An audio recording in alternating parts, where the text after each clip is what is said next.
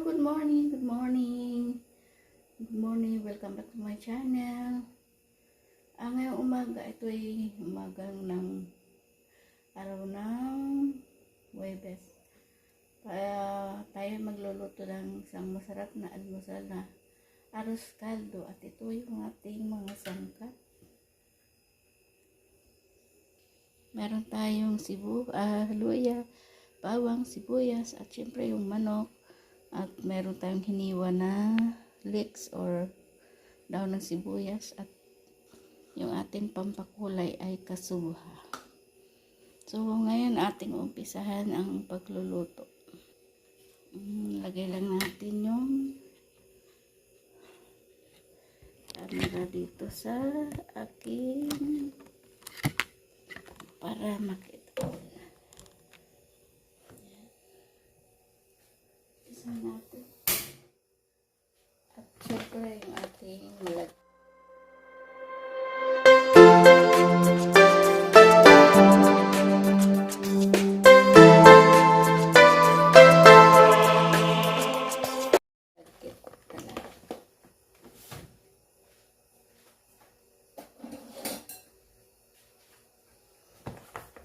Mag-isa tayo ng isa natin yung manok.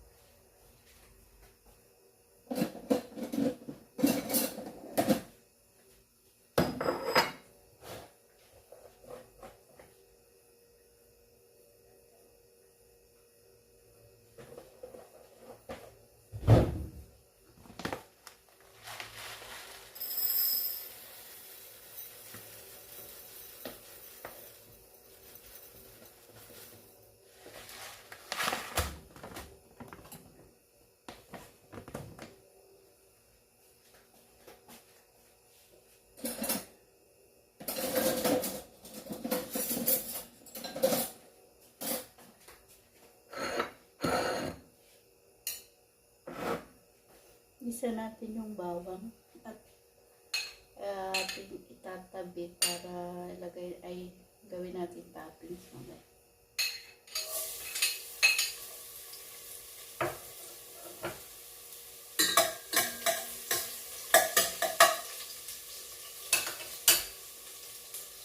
Kahit pag nagluto kayo ng arroz caldo, yung bawang iprito nyo muna, tapos itabi nyo para pang ibabaw sa arroz caldo. Magagano.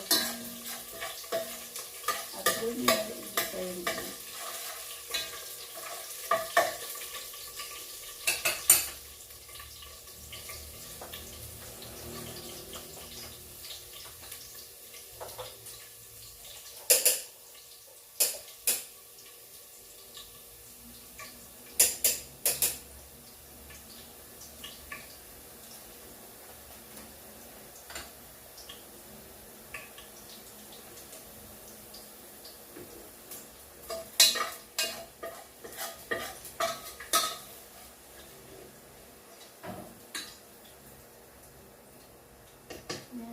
itatabi natin. Yan, naprito ko na yung bawang.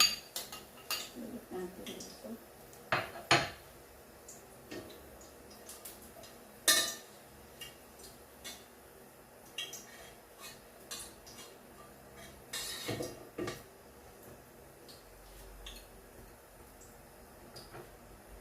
Lagyan natin sibuyas.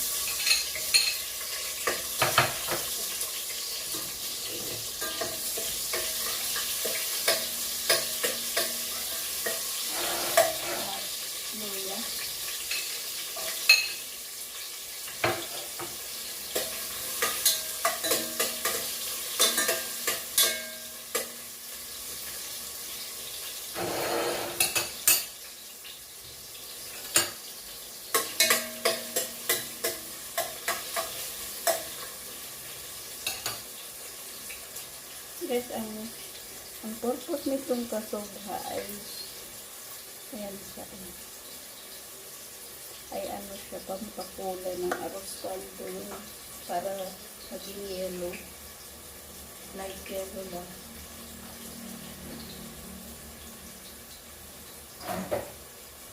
Lagay na natin yung manok.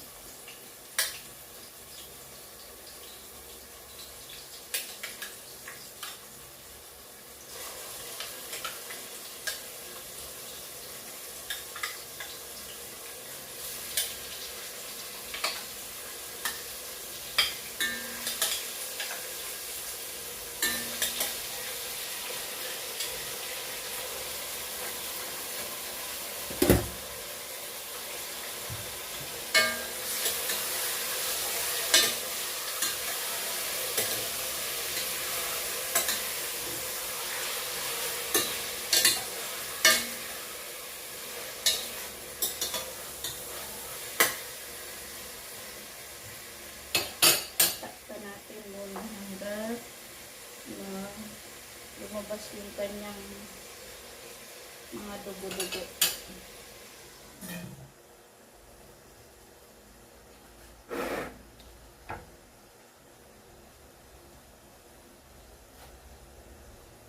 Bago natin isama yung lagkit.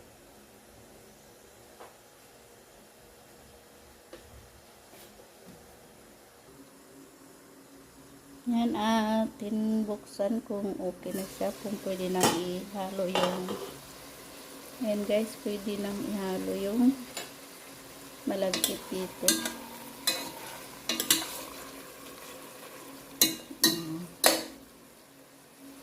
Halo na natin yung malagkit at luto, ay ano na siya, wala na siyang dugo-dugo na lumalabas. Yan. Bali is ano to, 1.5 cup na malagkit. Hindi mo natin uubusin kasi baka masyadong marami.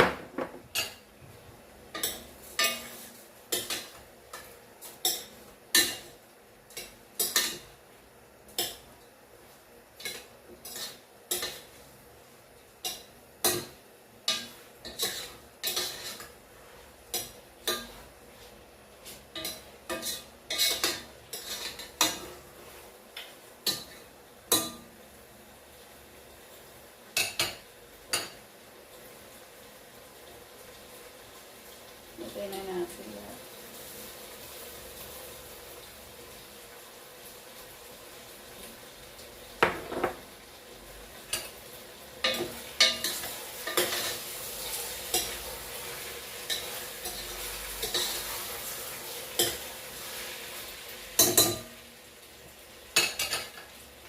Pwede na natin lagyan na tubig.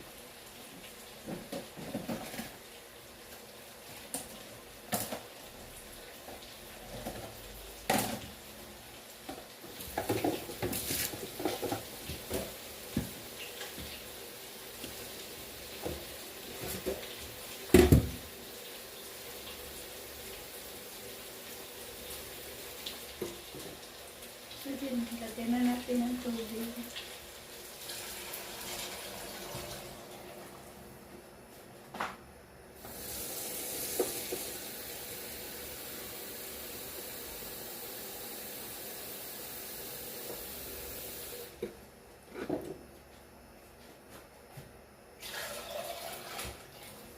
Yan, ang paglagay ng tubig guys ay walang ano yung kasi medyo matagal po lutuin hanggang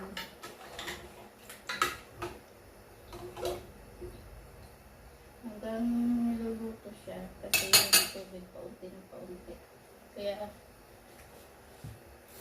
hindi ano ang tubig, kailangan laging marami. So yun guys, takpan natin ulit at antayin natin na kumulo natin at babalikan natin mamaya. So yan guys, medyo ano na, titignan natin kung kumukulo na siya. Yan, kumukulo na. Haluin natin.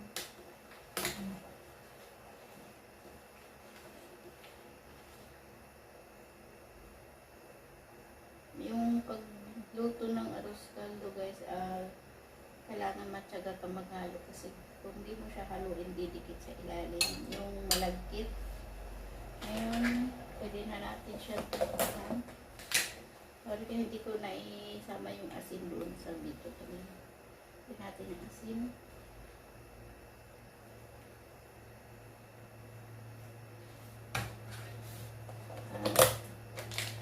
Lagyan natin siya ng pampalasa.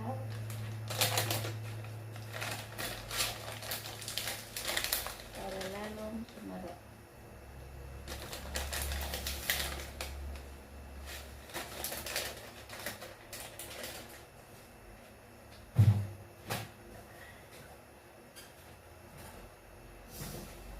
Siyempre ang ating paminta.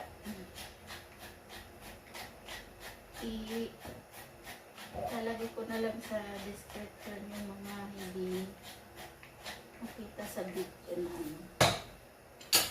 Yung lahat ng ingredient, ilalagay ko na lang sa description. Ayan. Kailangan na natin siyang haluin ng haluin kasi kumukulo na. Hinaan natin yung apoy.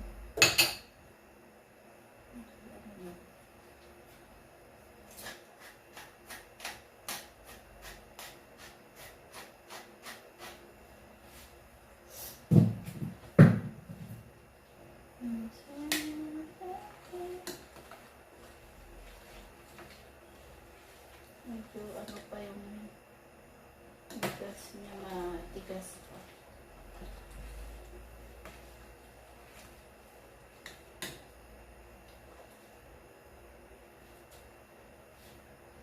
Ayan lang, ayan ko lang siyang kumulo.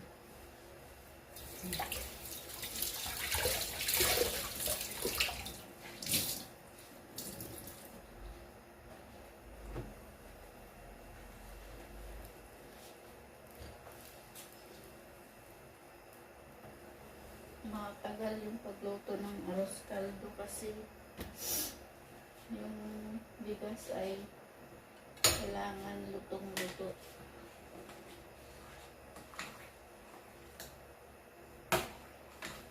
At kailangan halo ka ng halo para maging malapot. Maging malapot siya.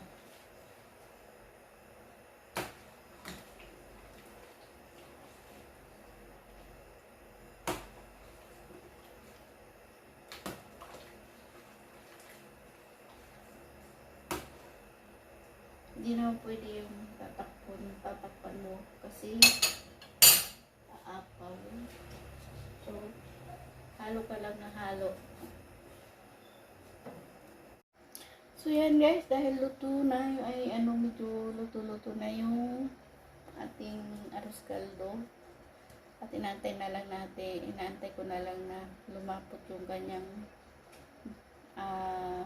malagkit. Pwede na natin ilagay yung kasubha para magkaroon siya ng flavor at color. Yan. Habang pinapakulo natin to ay magkakaroon siya ng pagka-yellow. Dahil yun ang purpose ng kasubha, yung meron siyang kakaibang flavor. Habang haluin lang natin ang haluin.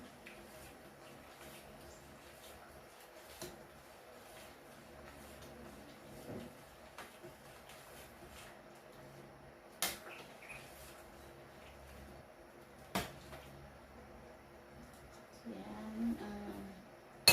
Hintayin na lang natin na maluto at lumapot.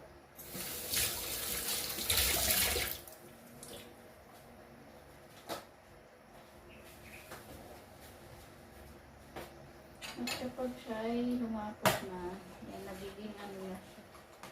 Karoon na siya ng kulay.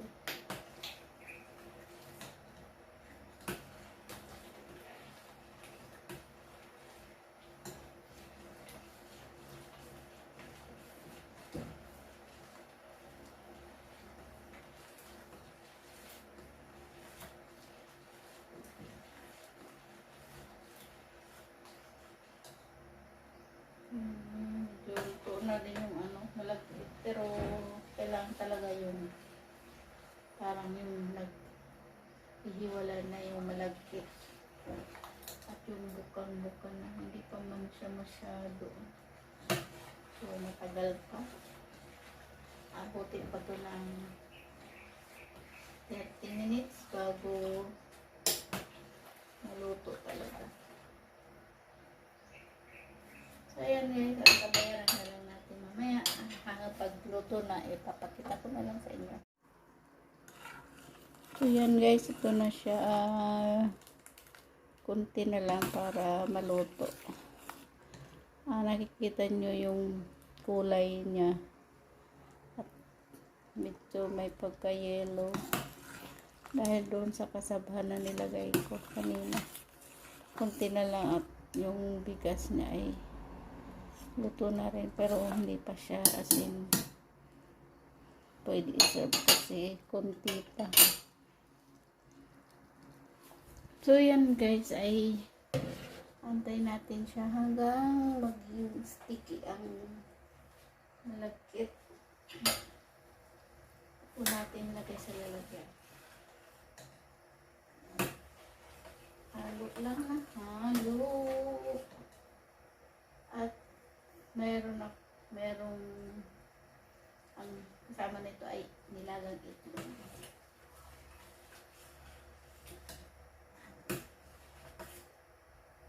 May kalamansi.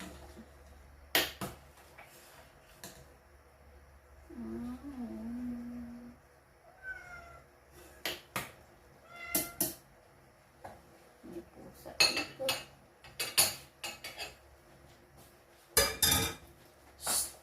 Labas! Labas! Labas, labas. Labas!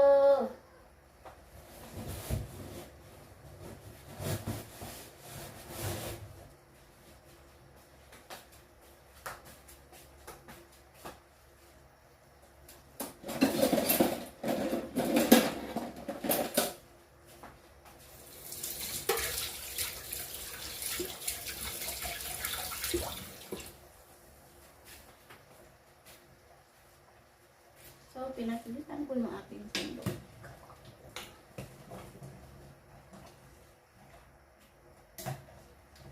Pwede na siya. Pwede na siya guys at luto na. Patayin ko na ito. So, ngayon magka-transfer tayo sa lalagyan para lagyan natin sa bowl.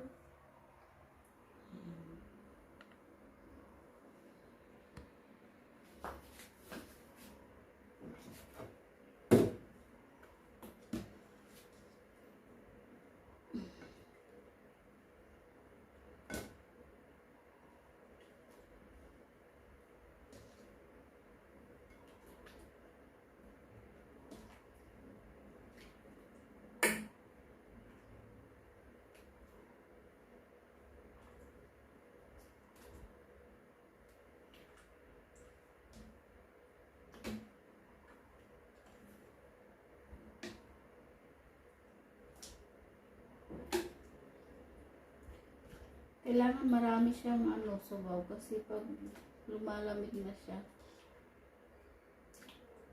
yung kanyang sabaw ay parang natutuyo. Sinisip-sip ng bigas. Ayan. So, yan. Lagyan natin ng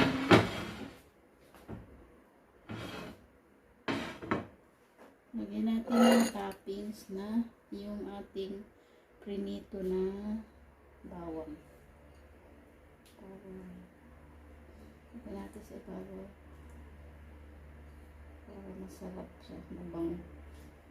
At yung hiniwa na dahon ng sibuyas or leeks.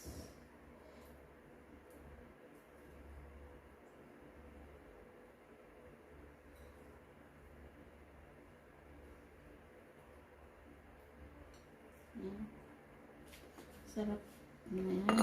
Sarap.